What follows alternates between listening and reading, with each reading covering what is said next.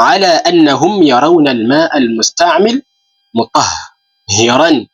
That shows that these people, all these people we have mentioned, use the water by a person as water which qualifies to be used for purification. وَبِهِ أَقُولُ, Ibn al-Munzir says, and that is my stand too. I also have the same view that way. وَهَذَا الْمَذْهَبِ, and he says this kind of view, it was accepted and taken in by إحدى الروايات عن Malik. It is amongst the narrations which were brought that it's a view of Imam Malik wa Shafi'i, and another riwayah of Imam Shafi'i, another narration from Imam Shafi'i, ونسبه ابن حزم إلى سفيان الثوري. And Ibn Hazmi put this kind of view, that it's the same view which was a view of Imam al-Thawri, Sufyan al-Thawri, wa Abi Thawr, and Imam Abi Thawr, wa jami'i ahli al-Zahir, and all people who have their and all people who are known of taking apparent views, apparent meaning. Yes, Zahir. They take the prevailing meaning of a statement, that when somebody has said it, he means it. You see, for them, they do not go deep in contemplating the statements. They just take it the way it has been brought. Ahlul Zahir. Ahlul Zahir, this was a madhab. This is a madhab. Yes, this is a stand which was initiated by Dawood ibn Ali. Dawood ibn Ali al-Asbahani, the so-called Dawood al-Zahiri. It's called Ali ibn Dawood al-Asbahani. So he was the initiator of this, of such kind of approach over the nusus, over the evidences from the Quran and Sunnah. And this madhab was revived by various people, amongst which the most common one is Ibn Hazm. Ibn Hazm revived this kind of approach too. Ibn Hazm, Abu Muhammad Ali ibn Hazmi al-Andalusi. That is, he also revived that kind of approach. He stands with it. So when they say Ahlul Zahir, those are the kinds of people they are referring to. Those are the kinds of people they will be referring to. Now, that is a stand of the author of the book and all those he has mentioned, whom we have mentioned too. However, there is another stand of other scholars which says this kind of water, it's clean, yes, but it doesn't qualify to be used for purification.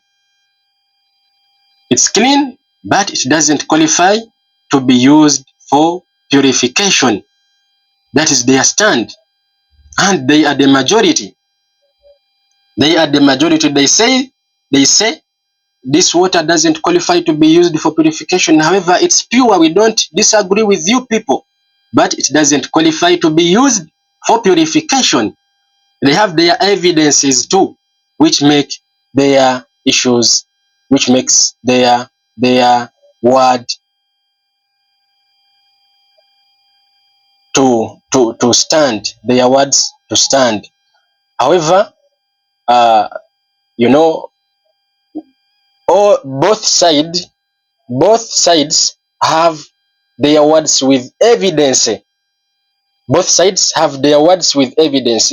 That side also has its own evidence, amongst which the side which says that it doesn't qualify for to be used for purification have their evidence. They say it is because the Prophet, peace be upon him, in one of his traditions, he said, لا يغتسل أحدكم في الماء الدائم وهو جنوب. Let no one amongst you take a bath in stagnant water, water which is in the same in one position, in one position. It doesn't flow. It is just there. It doesn't flow. That is called stagnant water.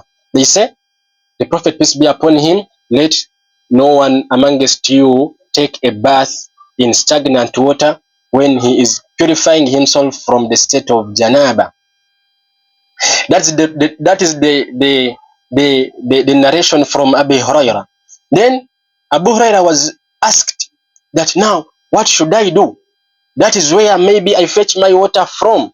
You have prevented me from taking a bath in it. So how can I put this water in use to my side? Then Abu Huraira said, Yatanawaluhu tanawulan. Yes, this person will just go and fetch from it. You go and bathe. You take your bath somewhere else. Don't bathe in the same water. Don't bathe in the same water. So these people who say this water doesn't qualify to be used for purification said, by the Prophet, peace be upon him, preventing us from taking a bath in stagnant water, that means after you taking a bath in it, somebody else cannot come and use that very water to purify him or herself. That is their view, and they have other views. However, there's other scholars who disagree with that, said only that point doesn't make their view to be strong, that it qualifies to evident with, to be evidented with. They say no. Then those who say it's clean and it qualifies to be used for cleanliness, they say because of some of the evidences which the author has brought, then because of the originality, the genesis of water, that itself it's clean, and this water has just only come in contact with somebody's body, whereby this body is also clean. And that means, unless you tell us that any of the two is dirty, is impure, you either tell us that the human body is impure, which they all say no, it is not impure, or you tell us that this water, because of coming in contact with this body, it has become impure, and they have no evidence, they have no direct strong evidence to make that point stand. Then I also read about the argument which Ibn al-Mundhir brought. He said, for me, I view this water which has been used on the human body as water which remains as droplets, water drops which remain on our bodies, maybe after taking the total bath, after taking ablution, getting ablution. These drops of water, they all agree that they are not dirty, that when it gets in touch with your body, with your cloth you are putting on, this cloth qualifies to be, this cloth is termed as a clean cloth. They do not change the state of the cloth at all. They say, yes, if it's so, and this water is coming from the human body after being used, that means this water has no problem. This water has no problem. Then there is another argument which I add on, that even when getting ablution, before we applying to a body part, a washable body part, it first goes through our palms, and these palms are body parts too. They are body parts too. So before me washing my face, I first pour this water in my hands, in my palms. That means I have already used it in my palms. Then after, I'm going to use the very water I've used in washing my palms, or which has come in contact with, in touch with my palms, and I wash my hair, my face. Here they all agree that this water is clean. It is cleaning me. I'm getting ablution. So there is no need to make an argument that this water is doesn't qualify to be used for purification, and that evidence that they brought, it has a different approach which will put it in line with the saying that this water still remains pure and qualifying to be used for purification. Though we are speaking of washing the human body, which had no any impure substance like maybe feces and the sort. When it comes to that it had feces and maybe urine, then there is a different approach on that from our scholars. So that is another stand, and it's the stand I went with. I say this water qualifies to be used for purification if it happens to to to to be done that way. It has no any problem. Now, that was the second category, used water. The third category, القسم الثالث, the third category, الماء الذي خالطه طاهر, the kind of water which has been mixed with something which is pure, which is clean, كالصابون, like soap, والزعفران, and زعفران, saffron. Now it's called saffron. It's a plant type. It's a plant type saffron, za'afaran. It is a very, very important plant to our health and our body's skin. Za'afaran, saffron. Then wadaqiq, and flour. Flour, any flour, maize flour, wheat flour. وغيرها من الأشياء, and others from things التي تنفك عنها غالبا, which are not part of water, like sabun, soap, yes, za'afaran, saffron, and flour. He says وحكمه, a ruling onto this kind of water, أنه طهور, that this water is regarded as clean water which qualifies to be used for purification, ما دام حافظا لإطلاقه, as long as it is still maintaining the state of being termed as water. However, فإن خرج عن إطلاقه, if it goes or moves outside the box of being termed as water, بحيث صار لا يتناوله اسم الماء المطلق, that now it has now gained another name other than the name of water, كان طاهرا في نفسه, then this water will be clean itself, but غير مطهر لغيره, but it doesn't qualify to be used for cleaning other substances as it. Yes, I think we have picked this statement, these statements well. Water which has been mixed with something which is clean to the extent, and this water hasn't lost its name that it's water. For example, he gave us an example of soap. Maybe you had a basin of water and drops of soap fell in it, maybe soap fell in it and you picked it. Maybe you had soap in your palms and you touched in this water, and or maybe flour. Yes, flour has fallen into this water, or anything of that kind from things which are clean, and it has not affected the state of water very much. It has not affected it very much. He says this water qualifies to be used for purification. But if this water's name has changed, its state has changed, that you have put soap and it has turned to maybe liquid soap, yes, like the way you see liquid soap or detergents which work as soap. Now that is water which has been changed to another substance, so it doesn't apply here. Or water when just little flour fell in it, it has no problem.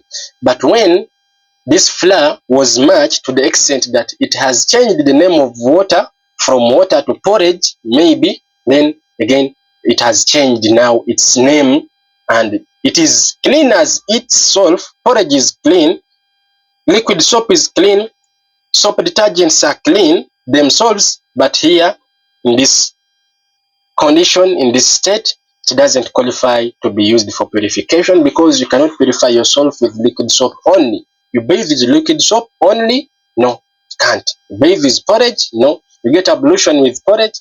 No. There you will have gone far. Hey, okay, we come back to our book. The author then brought some evidences. He said, فعن أم عطية قالت, this was narrated by Atiyya. She was a lady from the Khazraj clan in Medina, Atiyya. She said, دخل علينا رسول الله صلى الله عليه وسلم حين توفيت ابنته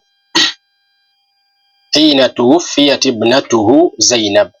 The Prophet, peace be upon him, came to us when he lost his daughter Zainab bint Muhammad sallallahu alayhi wasallam. فقال, and she said, and فقال, and the Prophet, peace be upon him, said, اغسلنها ثلاثا, let you wash her body 3 times. Wash her body 3 times, أو خمسا, or 5 times, أو أكثر من ذلك, or more than that, إن رأيتن, if you see that it is necessary. Wash her 3 times, wash her body 3 times, 5 times, or more than that if need be that way. Bima'in, use water when you are washing her, wa sidrin, and sidr. Yes, mix, use water and sidr. Maybe to our case in Uganda, we can say water and maybe soap, water and maybe any other soft detergent used for cleanliness. Yes, وَجَعَلْنَا فِي الْآخِرَةِ كَافُورًا أو شيئا من الكافور. And in the last, maybe when you are going to wash her 3 times, the third time, mix with the water you are going to wash her with kafur. Kafur is it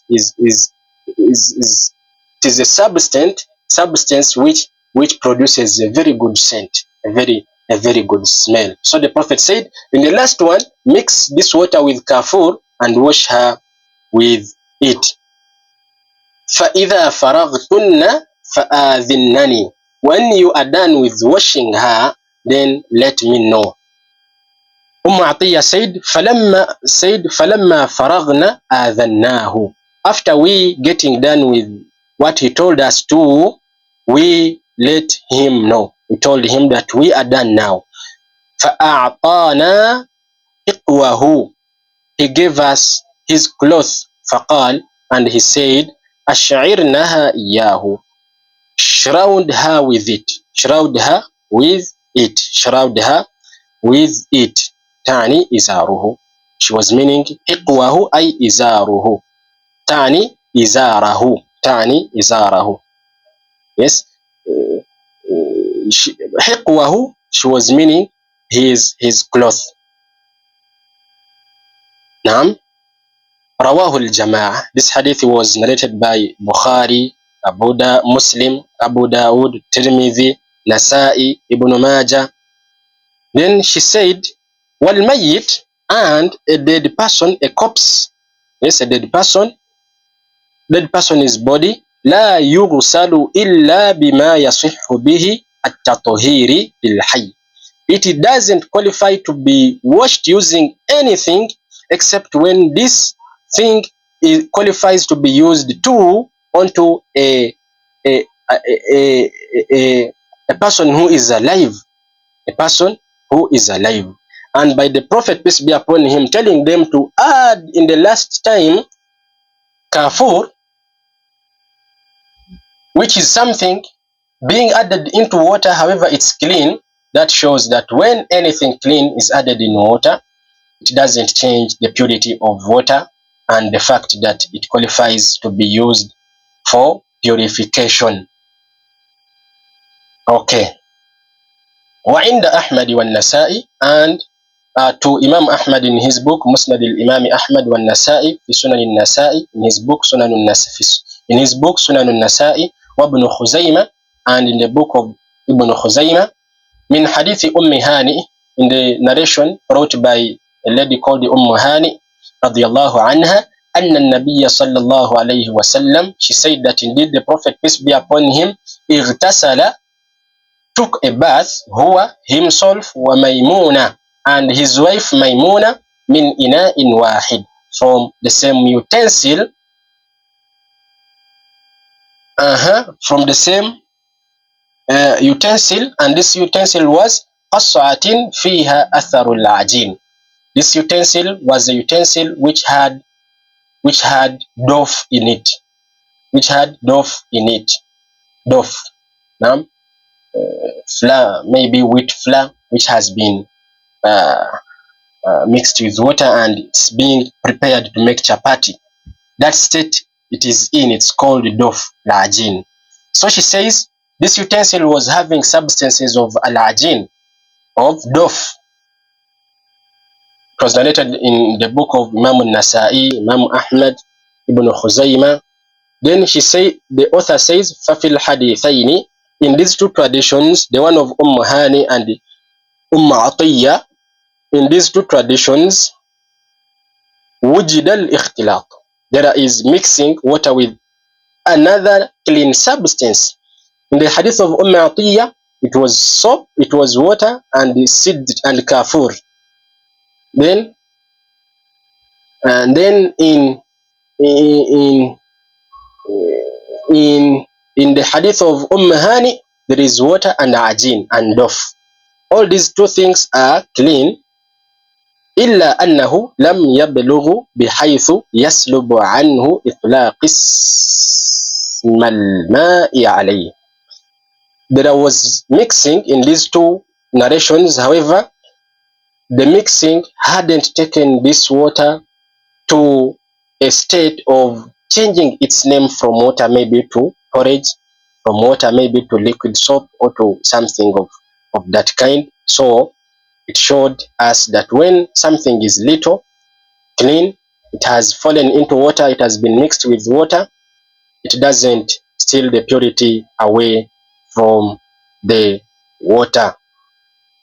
That was the third category, and allow me say that we shall begin from there on the fourth category, which is al-ma'u alladhi laqatuhu an-najasa, water which has come in contact with impurities. We shall see how the author gave his approach onto it, inshallah, next time.